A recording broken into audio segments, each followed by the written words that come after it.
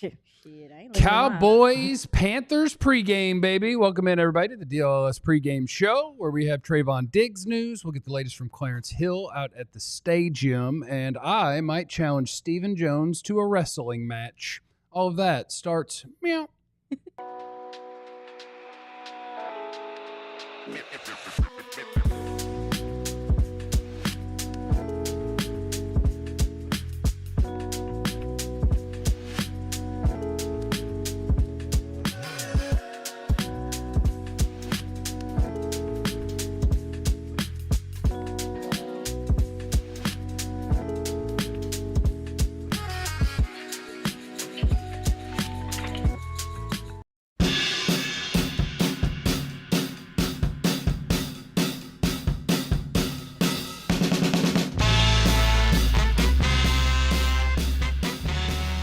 All right, you guys got to chill out and chat. We got two before the show even started. Let's get this L, y'all. Hashtag tank. Hashtag do people. I don't know what that one says. Still do hashtags. And Jeff, Team Tank has a big day. Because we can't be too vocal about the fact that we want to lose the game. You have the megaphone with that. There's a lot of people tuning in to get ready for a football game, and they just want to cheer for their team, guys. Why are you victim blaming them? You're gaslighting them. You started this. You put that spirit on these people, and they carrying the spirit. Let's go get us a dub today. Wow. You don't mean it. Let's go get us a dub today. Cowboys, Panthers, noon. And so we'll take you up until kickoff, and we will have ourselves a time. Welcome in, everybody. Please hit the like and subscribe button while you're here. My name is Jeff. My name is Jeff. That's good, Katya. That's good, Katya. Yes. We got new stuff. I'm scared. Next to me is Joe Hoyt. Tell him something, Joe. You didn't get nothing. Yeah, I didn't get nothing. It's Joe. Happy to have you here. I have to think about Joe things. Fun fact. Could you be G.I. Joe? I could be G.I. Joe. G.I. Joe. Average Joe? Should have worn my shirt. Because what is it? What's half the battle? Oh, crap. No, crap. Somebody help me in the chat. Oh. I would never forget this. And is half the battle. G.I. Joe. Next to Joe is Iisha Morrison. What's up? I can't move on with the show. Is half. Here, let me. Cowboys are undefeated when I'm in studio. And here I am. Knowing. And you know stuff because you're a beat writer. Yes. And G.I. Joe, it goes, now you know, and knowing is half the battle. Oh. G.I. Joe. I could do that. We could do that. Yeah. That could be a thing. Yeah, that could be a thing. Losing season, losing draft. Chuba, 150 and 2 tutties. Possible. Possible, but what about if Rico does the same thing? Let's focus, Jeff. Good luck. We do have news today as well about the Dallas Cowboys. Trevon Diggs, Joe. Tell me about Trevon Diggs. Why don't you? Yeah, no, Trevon's out for the rest of the season. Gonna have a little knee operation, and I think it's one of those things we kind of know before things happen. Like, hey, something's not adding up, right? And it kind of feels like Trevon's been dealing with this for a little while, and now he's gonna get that fixed, and his season's over, and just adds to the long list of the Cowboys players that are out for the season or haven't played in a while. In terms of that, your question goes, hey, are we going to see DeMarcus Lawrence again this season? That feels up in the air after conversations with Mike McCarthy this past week. So we'll see. I just don't think there's a point. Yeah. And I thought when Tank had his surgery, I didn't think he would play the rest of the year just because of him and age and body part involved. And it just seemed like even if you did, you probably wouldn't get a great version of Tank. And now that you're running out of time and the games don't really mean anything, what's the point? Unless Tank desperately wants to put out some good tape because he's going to keep playing football next year, probably unlike Zach Martin. And if you wanted to do that, then sure, go get it. But I would doubt that we're going to see any Tank. I agree. I mean, he's had multiple foot injuries in the last couple of years. That was something that I mentioned last year that I didn't take for granted, is the fact that you got Tank for a full season. It was one of his first full seasons in the last 4, if I'm not mistaken. So that's a big deal. But I did want to pose a question to you guys in regards to some of these injuries. You had John Stevens Jr. come back from the ACL, retour. Yeah. You had DeMarvion Overshown come back from ACL, didn't tear that, but injured the other leg. Obviously, we talk about compensation and things of that nature. You also, too, Trevon Diggs came back from the ACL. Now he's getting a cleanup on that knee, or whatever the case may be. I don't know. Yeah. So, it's one of those things should we be taking a second? I understand that ACLs have become something that is not a career ender, that is not a, it's looked at as less serious than what it needs to be. But guys are coming back a year later, sometimes earlier, and we've seen on this team guys re-injuring themselves or injuring something else. Is there any concern there with that, guys, or are you guys? Yeah, it's funny you bring that up because that's a question that I want to start asking around this week because not only did you see it with the Cowboys, you saw it in Carolina, yes, where Jonathan Brooks went down with another torn ACL. You saw it in San Francisco, where hey, Dre Greenlaw comes back from an Achilles, and guess what? He doesn't finish that game. Same thing with Christian McCaffrey. Long story short, to your point, is there almost like a reliability factor that's been built in of like, oh hey, you'll come back early, but is it really going to work for everyone? So I think there's two things because as a man who has a lot of experience destroying knees, and my former knee doctor was here comes a little brag for you, was the Mavericks team doctor for a really long time. Can you do a little flex? Dr. T.O. Sorial. That was my knee doctor. And I had actually talked to him about the ACL stuff in football because it's so common now. Like people just blow out knees. And he was like, yeah, the answer is really simple, but they're not going to change it. He's like, the answer is you're bigger, stronger, faster. You have better equipment in terms of your cleats, and those cleats can now grip in a way that a human has no business changing direction on the fields that we now have. So the answer is grass. NFL teams aren't going to do it. Yeah. They'll never change it. So you're just going to blow stuff out all over the league. What's the reason? Because now you have better equipment on your feet than ever before, and the fields are better at letting that grip than ever before. So now everybody's Barry Sanders. And your 250-pound body with your cleats and the turf that they play on can stop and change direction in an instant. Your ligaments aren't built to do that. So they blow out. That's fascinating. Yeah. We got too good of equipment, too good of fields, and too good of athletes. And they need to have worse fields. They need to be on grass if you don't want to blow out a bunch of knees. But we don't tend to go backwards in these things, I don't think. That's an interesting theory, though. I like rattled. That. And the guys that get hurt over and over again, if it's non-contact, I do think, I talked to a buddy of mine who played some big league baseball about this. Like once upon a time, his theory was once upon a time, we weren't as good at repairing the body. So an ACL could be a career ender. Yeah. Yes. And in baseball, if you blew out your arm, that was the end of your baseball. And so like guys didn't get hurt as much back in the day because it was the guys whose bodies were built for it that made it. Everybody else was just weeded out because we couldn't fix stuff. Oh, like a weird Darwinism thing. Yeah. Yeah. Wow. But now we can just fix whatever to get you back out there. No big deal. It's not the answer I was hoping for, but here we are. People are going to keep blowing out knees left and right. That's a crazy Darwinism thought. Yeah. Wow. Like pitchers back in the day, you didn't have guys. You didn't have 8 different starting pitchers on every team hit the injured list because the guys who were going to blow out an arm blew them out in high school and they never made it. That's crazy. Well, another thing that comes with this Trevon thing, and him having a season-ending injury and having surgery to repair it or whatever the case may be, is like, this is 2 years in a row. Just like we talking about DeMarvion Overshown, this 2 years in a row. Trevon Diggs is someone that you paid. Deron Bland is coming up soon. You think the Cowboys are going to make a choice? Well, we can I'm sorry, I'm being nosy. No, we can talk more about that with the Stephen Stephen Jones under the light. Oh, yeah. I mean, I think Deron Bland, I think there's going to be an odd man out. I think Deron Bland, I think he'll get paid. I hope so, because I think that he's I think Deron Bland is comfortably the best corner on this team, and I don't say it with any disrespect to Trevon Diggs, but I think his game is very much more of this, and Deron Bland is a more consistent player that happened to have a ton of pick six. Trevon Diggs is the guy that some people don't like it when you say it. He is the roller coaster. Like, he is going to do some guessing and jump some stuff, and he's going to get beat, and then he'll make some plays. Yeah. We do need to check in with Clarence, and then we can talk about Steven, because I might challenge him to a wrestling match. We can talk about what Stephen Jones had to say and how they can't afford any players, and that's going to be amazing. What's up, Clarence Hill? How you doing, buddy? I'm well. I'm listening to you guys, and I'm glad you guys brought me in because I'm right here for your wheelhouse on this Trevon Diggs thing. 2 things.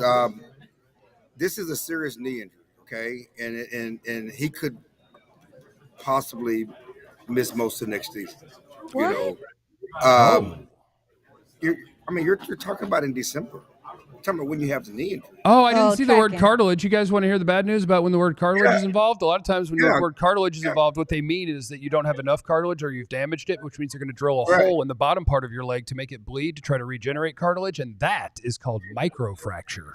Yeah. So this is a major deal, and which clearly y'all didn't read me today because I wrote yesterday that this raises concerns about his future with the Cowboys. Clarence, I woke up 45 minutes ago hungover, bro. No, I wrote it yesterday. I was drunk yesterday. Clarence, why do you think we have you on so you can talk about this? Okay, when this news broke yesterday, I wrote about this. You got to understand that he has a $9 million.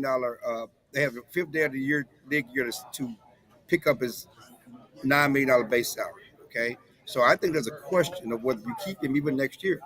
He has a $14 million cap hit if he's on the team. If he's off the team, it's a $12 million dead money.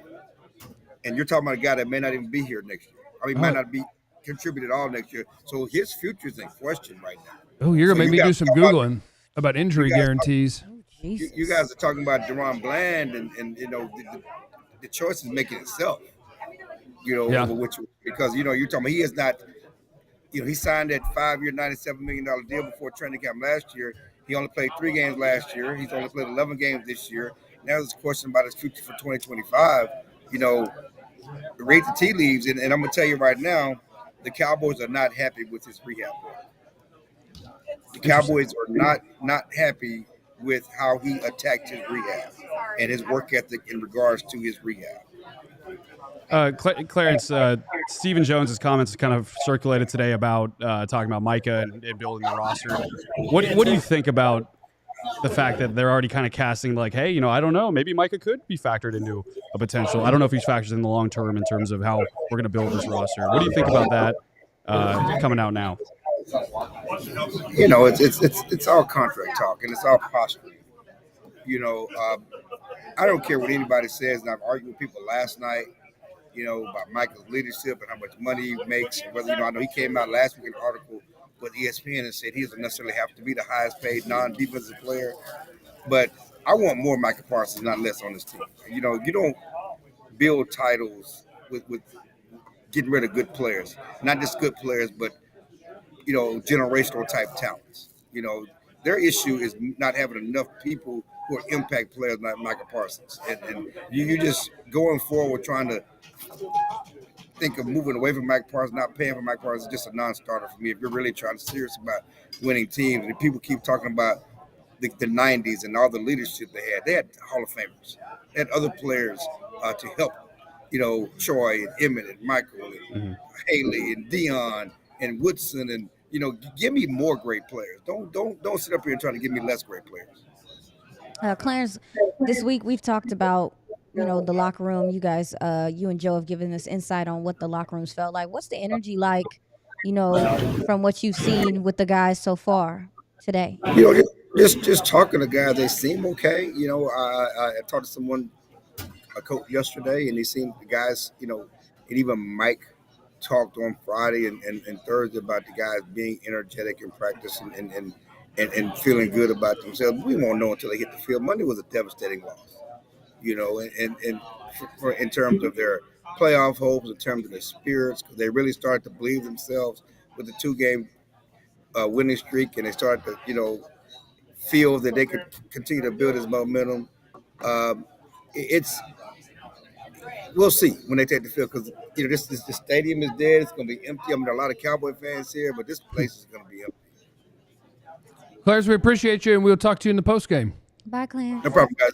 Hey, and Ryan Flournoy is inactive, so I know Iisha was trying to get Flournoy on the field. He's inactive. It's going to be a Jonathan Mingo game, right? That's what I'm talking about, baby. All right, see you, Clarence. Yeah, that's right, Joe. What is this week? Jonathan Mingo revenge game. It's the Jonathan Mingo revenge game, baby. That's right, dude. Something. Going to show them what you're missing, It is one of the things that I would absolutely love to see. Literally anything. Like, just throw him a screen and let him break a tackle. Like, give me something to make me think you didn't set a 4th-round pick on fire again. Just let me see something. Also, Joe's funny. Like, he didn't put that 2025 down there. Better be story. fun.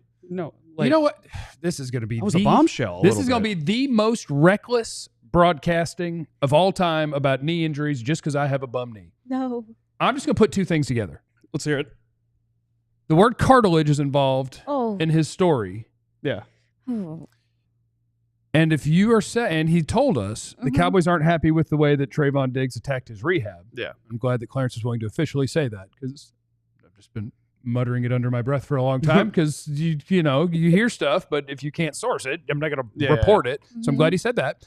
So if you think that a guy didn't attack his rehab properly and now there's something wrong with cartilage, and that means that you have to do something to try to fix that,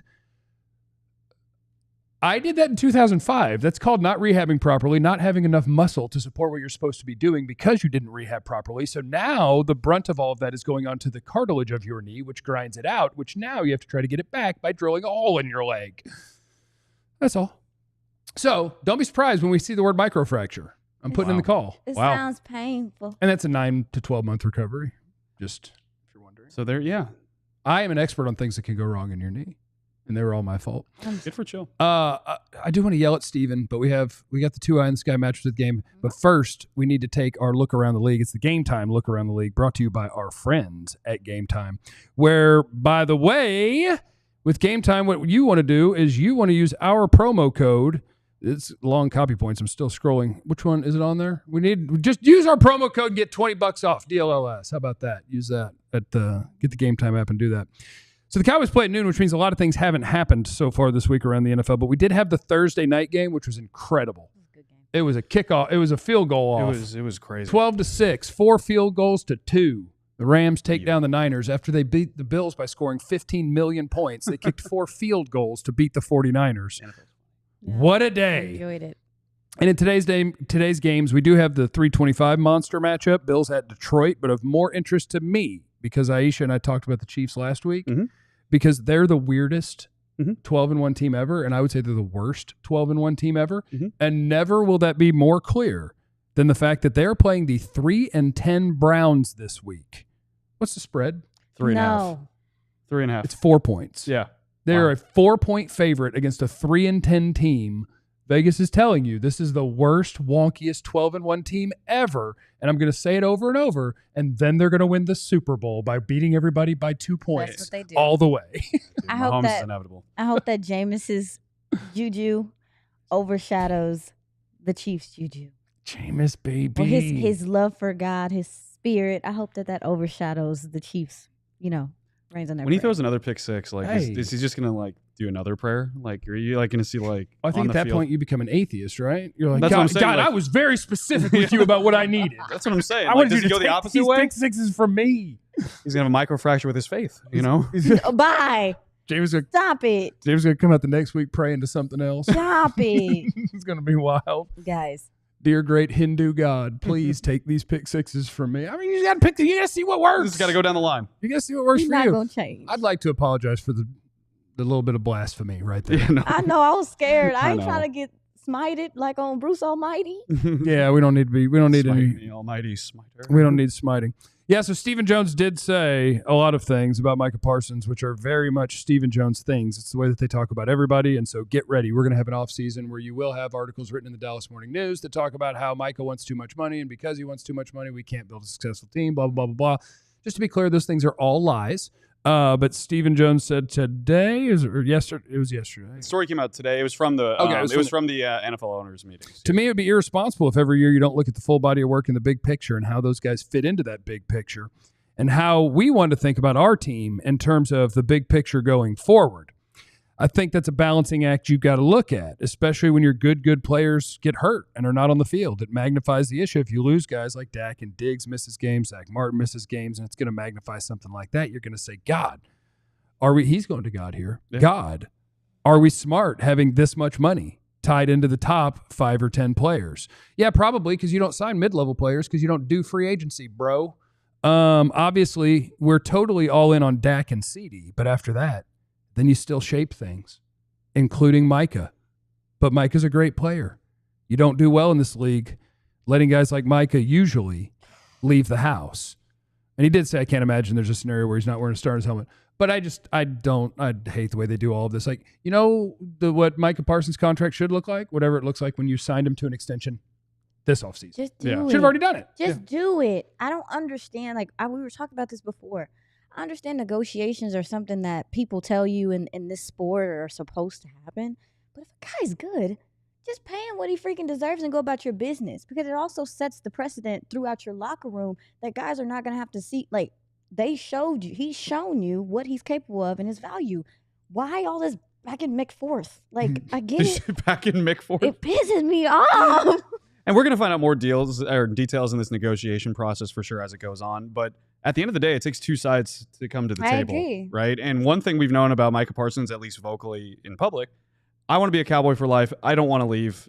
I'm ready to be here. So we'll see what happens. We'll see how contentious this gets. But this is clearly the first shot across the bow in terms of verbal warfare and negotiations. And honestly, it's the same exact playbook they did with Dak Prescott. Yeah, and if I go look at the highest paid defensive players in football right now, I can tell you what Micah's contract is going to look like. And we could have done it 12 months ago, and we can do it again in 12 months from now. But what they will do is if other people sign deals, like all they're going to do is run his price up, wait to the last minute, use his future contract that he's going to get as an excuse not to sign players in free agency. They're going to villainize him in the media and say that they can't use free agency because of him, and then sign him to the exact same contract that they could have signed him to before free agency and then sign players. That's what they're going to do, and it's gross. Because to Steven's point, it's like, do you want to have all of this money tied up in these top players? I think one of their biggest team-building issues right now is the way that they do spend. They think that free agency is evil because good players get great money, okay players get good money, etc. But the guys you've opted to pay on your own team that aren't the superstars have been your big mistakes. Yeah. The guys who you're giving $12 to $15 to $20 million to that aren't that good because you like them and because you know them, you need to be more open to the idea of who is deserving of your money, and it's not always just your guys. They sign their guys that sign team-friendly deals that the league isn't super interested in that they love, and they won't go sign guys that other people are interested in because they don't want to compete to spend. And it's just it's all goofy. It's all bad. And if you want to say you don't want to have too much money tied up in your top paid players, okay, cool. So we're not going to pay anybody. The salary cap is $250 million or whatever. We're going to have 53 players. They're going to make league minimum. Whoops, we have to spend $200 million more dollars somewhere. Yeah. So your goal as a franchise is to find CeeDee Lamb and find Micah Parsons. Pay them as soon as you're allowed. Yeah. The whole point of the sport is to find these guys. Pay them. Yeah. Weirdos. And also, I mean, for a draft and develop team, like you also got to draft well. You are and drafting. they've been struggling via the draft. Yeah, you're developing. If it's Recently, weird. yeah. It's like I don't know. It's like, do you expect for them to develop? Because when they do, you're talking about draft and develop. When they do develop and they're good, you're like, you got me. You can't act like a G5 team in the transfer portal. Make up your mind. Yeah. They hit on a defensive player of the year candidate and go, damn it. Facts. We got to pay him now. What are you like, doing? it's so Mick contradictory to like what you're saying. It doesn't make any sense. Whatever. 2-eye in the sky. The matchups to watch. Cowboys Panthers kicks off here in about 7.5 minutes. Iisha. Yes. All right. So outside of Jadeveon Clowney, the only other gentleman that's going to get pressure on that defensive line consistently is DJ Wonnum. Wonnum. 17 pressures in the last 4 weeks. This guy can set the edge. He plays the run well. You got Brock Hoffman and TJ Bass. Looks like they're going to be playing. Yep, no Cooper Beebe again. I would venture to say that they're going to try to attack there. Is Chuma They starting? might have their hands full a little that's bit. the expectation. Probably. Sweet. Yes. They may have their hands a little full dealing with him. He can give it to you in a lot of different ways. On the other side, I would say, a matchup I'm looking for: Xavier Woods and Jake Ferguson. My guy Xavier Woods, revenge game. You know I don't know if you guys remember much about Xavier Woods, but he kind of got some edge to him or whatever. I venture to say he probably still got some feelings, no matter what. Sure. So let's see how that matchup turns out. Jake Ferguson returned back from the concussion last week. We got to see him get involved a little bit. I think that Xavier Woods will take some bad angles. He always has. Please break some tackles, Jake Ferguson. Let's make some plays downfield. And let's see some J.C. Horn and CeeDee Lamb. That was another one I was thinking about. Now, J.C. is coming off of a groin. He's dealing with a little bit of tightness. I don't know if that matters at all, but yes. See if we can get CeeDee to drop a couple. Maybe some big third down ones. Well, once he gets to 27 yards and he's over 1,000. Get up out of there. It's Mingo time. What? They probably going to get it. Yeah, I think he'll get to his 1,000 yards. Oh, but I do think CD wants more than that. I think 1,000 yards is the bare minimum in the NFL today. Like, what is 1,000 divided by 17? What does it take to have 1,000-yard season? Like 60 something a game. Yeah.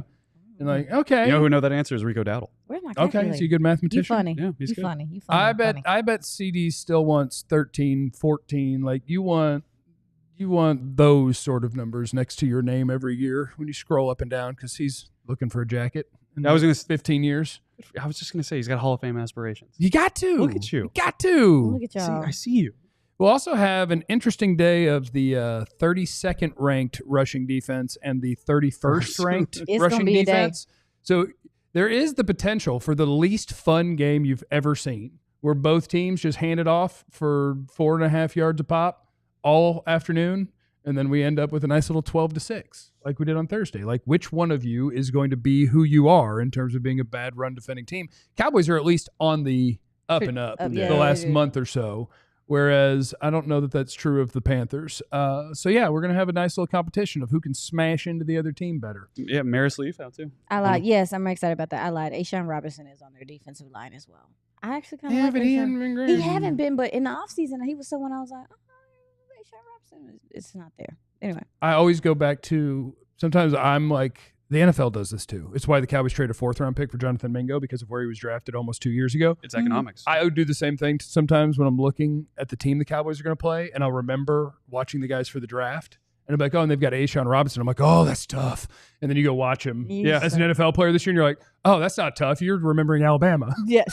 That was a long time ago. That's the wild part about the draft. Anything crazy you think is going to happen in this game? Something that's outlandish that you think could happen in this game? I think Brock Hoffman will take off a guy's helmet and hit him with it. He can't have Aaron Donald. No, but he's got the limit though. Like he knows the line. That's I think. Brock I think Brock Hoffman will draw a 15-yard penalty in this game. Brock Hoffman will get underneath somebody's skin, maybe Aishawn Robinson, and get them to throw a punch. Okay. And we will draw a penalty via Brock Hoffman. You can go read that story on alldls.com about Brock Hoffman being a professional at towing the line. Yeah, you can read all sorts of things like that on alldls.com. And you can get a free T-shirt if you sign up to be a diehard, which is badass. You get a free T-shirt with that. Then you get discounts on merch and events. You can get this DLLS hoodie. It's a nice hoodie. Kind of a camo, a dark camo, and it's a good-looking deal. Expectations for Cooper Rush, and will we ever see Trey Lance? Or are we just in a situation where the Cowboys are like, look, we know which one's better, the end? Yeah, no, I think that they've told you everything they need to tell you about Trey Lance, because through actions and words, frankly. Like, hey, Cooper Rush gives the best chance to win. We want to win. Trey Lance, and by not playing him, it seems like they already know what they know. I'm not going to have a tantrum, but I'm really ready to upgrade quarterback too. Oh, you better get ready. Cooper Rush, they know, they like, and he's going to be super affordable. That's your backup quarterback. Or Dylan Gabriel in the 7th round. Cool backup quarterback like some of the other teams. Cooper Rush is about to get a smooth 3-year, $10 million deal to be the backup quarterback for this thing. There's no way you can't upgrade. You better get ready. There's no way you can't upgrade at all. We like our guys. We like our guys. They tried to upgrade. They gave a 4th-round pick for Trey Lance. The loyalty that the Cowboys have. Oh, there's a fun trivia. What position do you think the Cowboys will light next year's 4th-round pick on fire Corner. for? They'll trade for a random corner that can't play? Yeah, after complications with Trevon Diggs, apparently. Yeah, find a corner who was drafted in the 1st round or close, is 2 years into his career and can't play, and that'll be our guy. I got one better for you. Oh. They re-signed Ed Kendricks. Okay. Yeah. Yeah, I mean, I wonder what his market's going to be. 1 Sounds year. like he's going to play. No, he's going to be a 1 year, but 1 year, $3 or $4 million. But I think they might just resign him if they're comfortable with him. I think that'd be because smart. he's been here at this point. I mean, with DeMarvion Overshown going down, you're going to see a little bit more of Maris. I mean, they might resign him. Yeah, that room. Even though he was hurt every week, and his toe hurt every day. How about a 1-year deal for Devondre Campbell? I think. Oh, he just quit on a team, right? No. Yeah, he refused to go in a game. Don't say that. Yeah, that's my guy. Yeah. He would be a great teammate for the current situation. That would be incredible if we had a guy just like, no, absolutely not. Uh-huh. And it'd be fun to cut a guy on the sideline right then. Have you seen that? No. I've seen somebody. Didn't somebody get traded while they was on the sideline here? If they did, that's badass. I feel like there was a DB in the NFL that got traded. Vontae Davis retired at halftime. Yeah. So, yeah, which is pretty sweet too. Maybe we get somebody to go Antonio Brown, rip off clothes as they're quitting. I forgot about that. And leaving the field. It's time to go. That'd be pretty cool. It goes back to my Tomlin thing. Dang. Only Mike Tomlin can handle wide receivers. I gotta put some bass in my voice. As soon as what are you the comment? I gotta put some bass in my voice. I'm sorry, y'all. You gotta go lower. Yeah, my bad. Okay, my bad, Rock03 said, I love the show, but damn, the high-pitched chipmunk voice. So I'm going to do the rest of the show like this. I like it. yeah, we'll get higher. How about that? You don't have to appreciate good broadcast and fantastic analysis. You get to do you, bro. That's not your bad. My put bad some bass for in my voice. I know it can get up there. Okay. You got some of this? I don't have none of that. I got friends in low. All right, everybody, enjoy the game. It's Cowboys. It's Panthers. Final prediction: Panthers 70, Cowboys 71. Whoa! Actually, I've got the Panthers winning this game, but that's just being optimistic. doesn't So enjoy the game. Remember, you have no idea what anybody's going through. We'll see you in the post-game show. We love you. Be easy, or else not a threat. We all silly like the mayor.